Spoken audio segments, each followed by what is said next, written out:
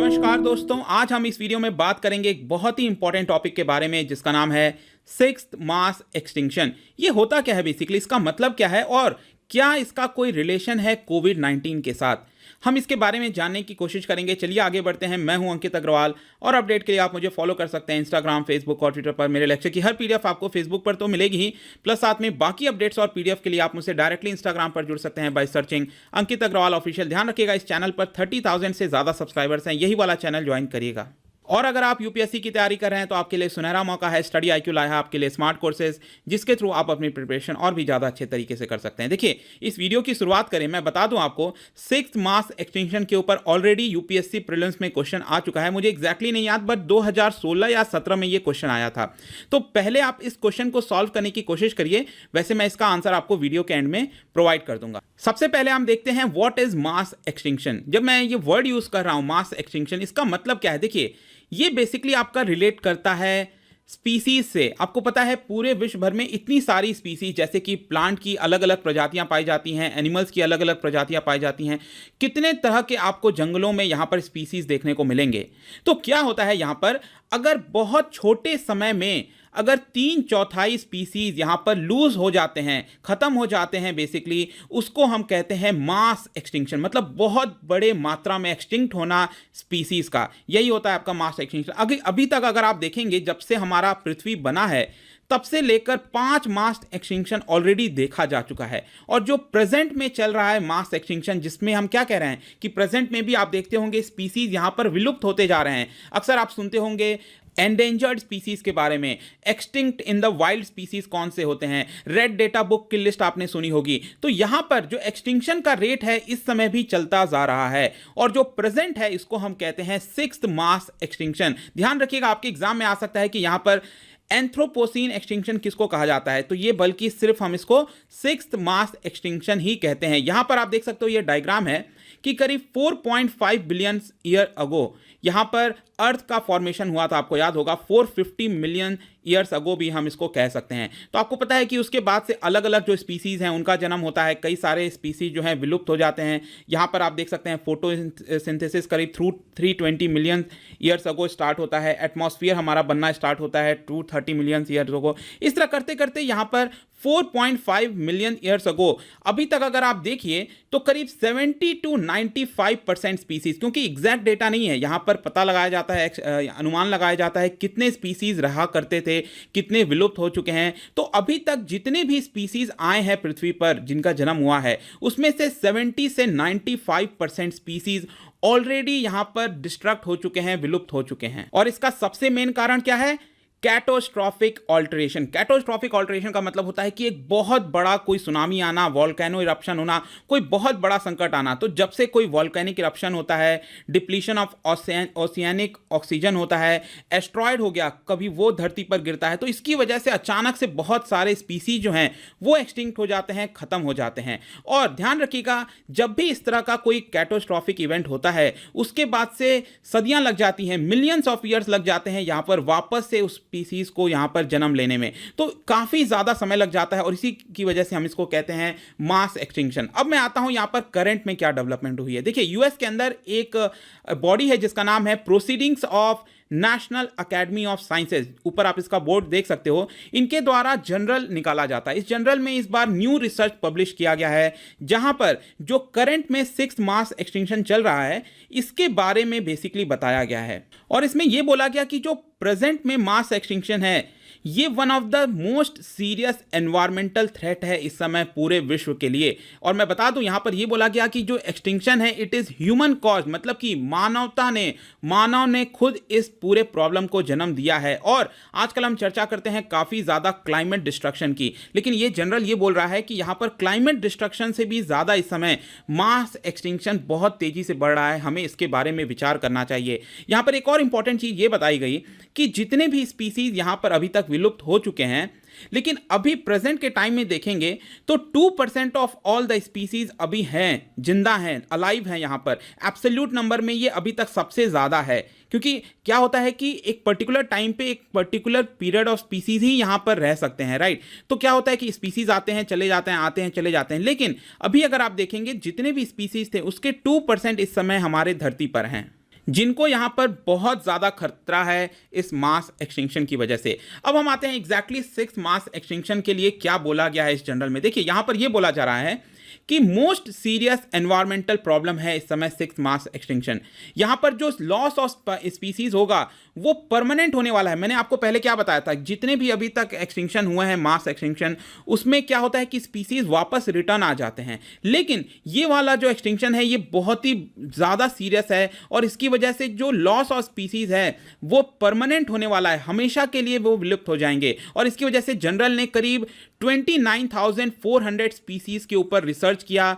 टेरेस्टोरियल vertebrates, ध्यान रखिएगा vertebrates क्या होता है, जो स्पाइनल सिस्टम होता है, स्पाइनल कॉर्ड जो आप कहते हैं, कॉलम होता है यहां पर किसी भी स्पीसीज में, अगर वो प्रेजेंट है तो उसको हम वर्टिब्रेट्स कहते हैं, जहां पर ये नहीं पाया जाता उसको हम इनवर्टिब्रेट्स कहते हैं, राइट।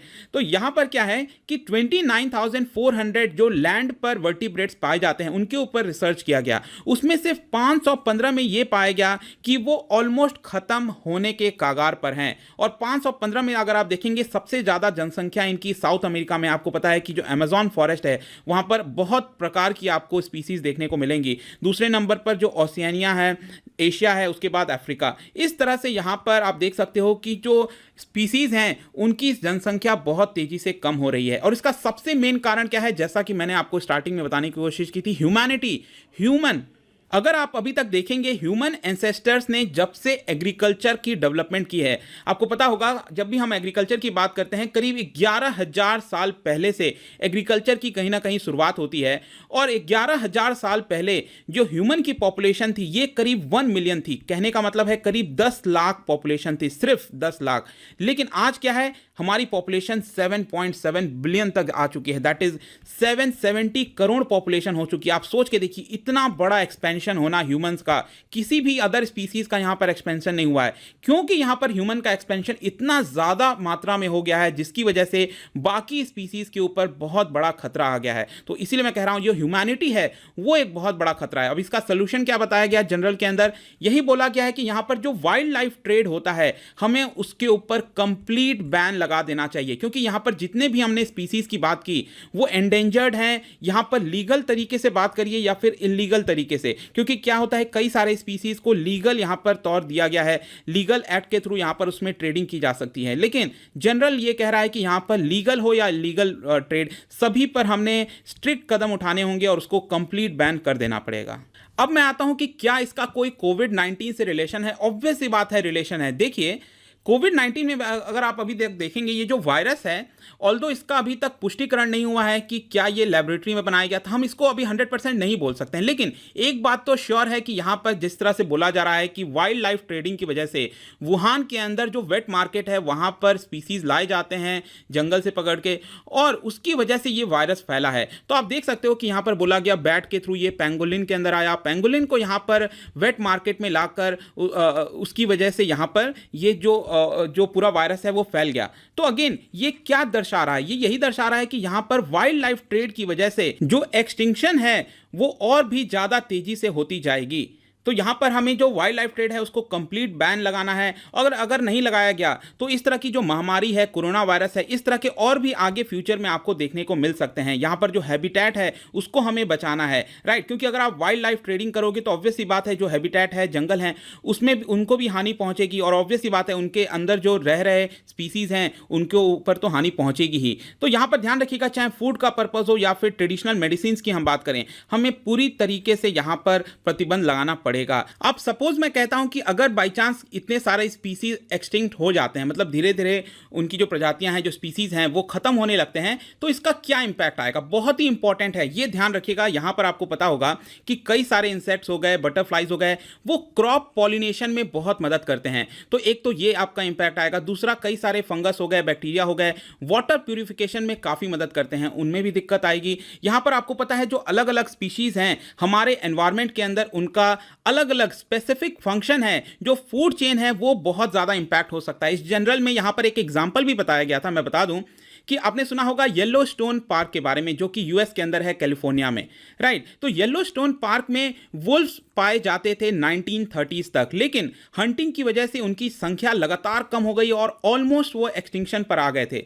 अब क्या होता है, वुल्व्स जो हैं वो प्रे करते हैं यहां पर, मतलब अपनी पेट पूजा के लिए वो डियर और एल्क के ऊपर, एल्क मैं बता दूं ये भी डियर की ही प्रजाति है, तो यहां पर इनके ऊपर वो प्रे करते हैं ये। अब मान लीजिए क्या होगा कि वुल्व्स की अगर हम संख्या कम कर देंगे, मतलब कि हम हंटिंग कर देंगे वुल्व्स की, तो यहां पर जो डियर्स हैं उनको यहां पर उनकी संख्या अचानक से बढ़ने लग जाएगी, क्योंकि उनके ऊपर कोई प्रे करने वाला नहीं बचा। अब डियर और एल्क की संख्या बढ़ेगी तो सोचिए क्या होगा, इसकी वजह से जो ग्रासेस हैं, पेड़ हैं, उनकी जो ग्रेजिंग की जाती है उसमें उसके अंदर बहुत ज़्यादा तेजी से बढ़ोतरी होगी। तो क्या होगा, जो छोटे मोटे पेड़ हैं, ग्रासेस हैं, उनकी संख्या घट जाएगी। अब क्या था, येलोस्टोन पार्क के अंदर यहाँ पर जो ग्रासेस है वहाँ पर सॉन्ग बर्ड्स पाए जाते थे। सॉन्ग बर्ड्स भी बहुत ज़्यादा हेल्प करते हैं यहाँ पर इंसेक्ट्स को खाने में, लाइक जो मॉस्किटोज हैं, इंसेक्ट हैं। तो क्या हो रहा है कि जो सॉन्ग बर्ड्स का हैबिटेट था, that is grasses and all, ये खत्म हो रहा था, क्योंकि यहाँ पर डियर और एल्क जो है वो ग्रेजिंग कर रहे थे। तो सॉन्ग बर्ड्स की संख्या खत्म हो रही थी, तो मॉस्किटोज को यहाँ पर खाने वाला कोई नहीं बचा, अदर इंसेक्ट्स हो गए, इनके खाने वाला कोई नहीं बचा। तो यहाँ पर मॉस्किटोज और इंसेक्ट की संख्या बहुत तेजी से मल्टीप्लाई हो गई थी, जिसकी वजह से बहुत ज़्यादा प्रॉब्लम आ गई थी यूएस के अंदर। और क्या होता है, इसको देखते हुए फाइनली 1995 में जो वुल्व्स हैं उसको री इंट्रोड्यूस किया गया येलोस्टोन पार्क के अंदर, और धीरे धीरे चलकर फिर फाइनली यहाँ पर जो बैलेंस है एनवायरनमेंट का वो बन सका। तो आप देख सकते हैं कितनी बड़ी समस्या आ सकती है अगर एक स्पीसीज भी चला जाता है हमारे एनवायरनमेंट के थ्रू। तो यहाँ पर सभी को हमें कहीं ना कहीं ध्यान देने की जरूरत है, बचाने की जरूरत है। तो आई होप कि ये जो पूरा वीडियो था आपको समझ में आया होगा। और लास्ट में ये जो क्वेश्चन था दोस्तों यूपीएससी प्रीलिम्स का, बहुत ही सिंपल आंसर है, अभी तक आपको पता चल गया होगा। ऑप्शन डी इसका राइट आंसर होगा, that is mankind's over exploitation, misuse of natural resources, fragmentation, loss of natural habitats, destruction of ecosystem, pollution and global climate change. तो कई बार इस तरह के क्वेश्चन आते हैं। आप देखिए कितना बड़ा क्वेश्चन है ये। यहाँ पर अगर आपको बहुत ही सिंपल शब्दों में पता होता कि सिक्स्थ मास एक्सटिंक्शन क्या है, तो आप आराम से ये वाला डी ऑप्शन मार्क कर सकते थे। आई होप कि ये वीडियो आपको पसंद आया होगा इसके बारे में।